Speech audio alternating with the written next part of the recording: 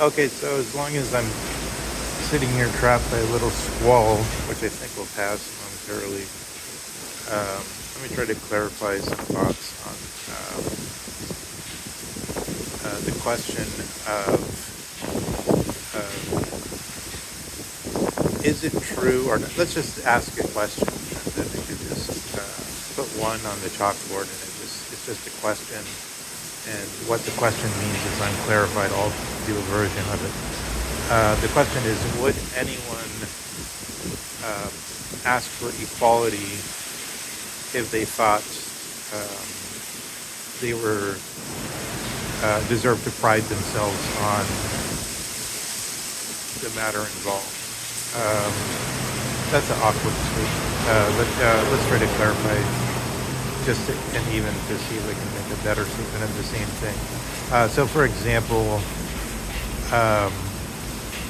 supposing it's true that, supposing libertarians have their way, what's the main thing with libertarians? They seem to talk a lot about competing and that other people can't compete. But really what they mean, in my opinion, is competing in the sense of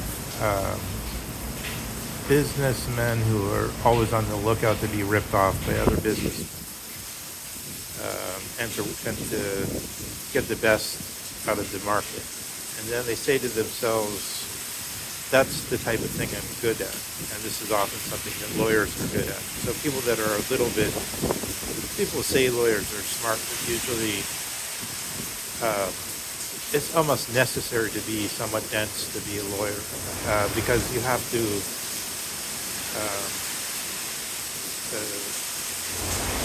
in as self-reserved a way as possible, simply stick to your guns, I think. That's the main thing about a lawyer. And also be able to be verbally quick on your feet verbally. Sometimes just deploy some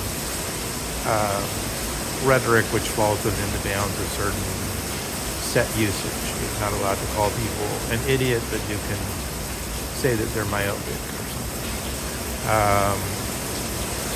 Or perhaps, if you want to get stronger, accuse them of having some personality disorder, etc. There's certain bounds. But lawyers, businessmen, they're good at a specific form, is what I want to say. And then a political system, bourgeois liberalism, forms around this. And then, in this respect, they all want they're all willing to accept the commonplace version of equality of opportunity, not equality of outcome, because they think they're going to win. So let me now clarify this statement. The statement is, if somebody thinks they're going to win, will they want equality? So I searched myself for an answer to this from myself, and I think my answer is no. I don't want equality in the thing that matters to me the most, which I'll represent sort of proximately, but it's only a sort of a dim, shadowy version, which is the historical deposit of the philological deposit, where philology is understood as the preservation of the avenue of invasion into text, so that we can talk to the geniuses of the past and really know what they were saying to us, or what they said, rather than just making things up. So then classical scholarship is one big part of the toolkit that's needed for that. And then I think the people that are actually good at that, so usually, so for instance, it's usually, you can notice that Jesuits, for instance, are actually good at this kind of thing, and all the other Catholic groups aren't quite as good. So, for instance, there was a big deal in China around the time of Loyola Ignatius, because the Chinese respected the Jesuits, and they thought, oh, the Jesuits have something to teach us, But the rest of the Catholics they thought were sort of bumpkins or sort of idiots that went around chanting and so on. Also, it should be said that, in fairness, they also thought the Jesuits knew something about engineering, how to work with water pressure and build some things. But that being said, then, yeah, I think I could find evidence of it myself to show. Isn't that the simple core then of Nietzschean thinking? That is, says, yeah, there's a certain form, so classical scholarship, but then the people that are really good at it always think there must be some modifications here and there made by Heidegger or so, and then it gets more and more subtle to where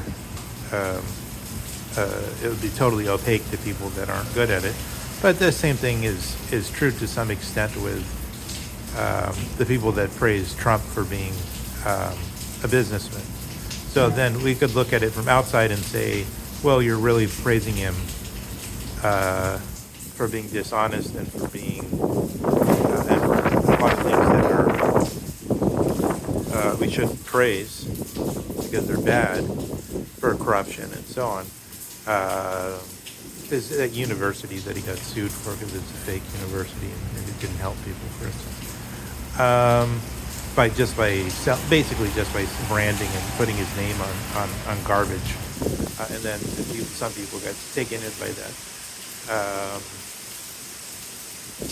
And maybe they weren't so stupid to be taken in because Trump is good at what he's good at. And then with any form, so let's call that a form, say there's certain obediences to it, there's certain things you have to be good at within that form. And then you say, why should this, which decides how much money people have in the country, why should I want equality in that if I'm good at it? And then people probably won't want that, but then you could see where somebody would say, yes, but the ones that are good at it can use it for good, and that maybe that's what Trump proposes himself to do. To turn the country itself into a giant corporation and run it like a corporation, and to do it for the sake of something, of making America great again, as they say. And then the same thing with classical scholarship. Oh, we could find something that somebody said in the past that's true, and it could guide us, as with, for example, Montesquieu's separation of powers. Maybe Montesquieu's separation of powers is the discovery that was, even though it was only really developed in the 18th century, it was never this notion of a balanced regime, not just one regime and falling into cycles, but held in place by the separation of powers, an equilibrium that only sort of falls out of equilibrium enough so that it stays fit, so it gets some exercise. So some discoveries of truths of this matter of the form of government could be one of the things that classical philology wants to preserve. Like, somebody knew how to do this, they spelled it out very clearly, and then we can keep access with these people that knew about this, keep contact with them. But then I suppose then Nietzsche's argument is modified not by relativism, which is just empirical, but by the fact that all forms can degrade and no longer be useful. So, for instance, if there's a form of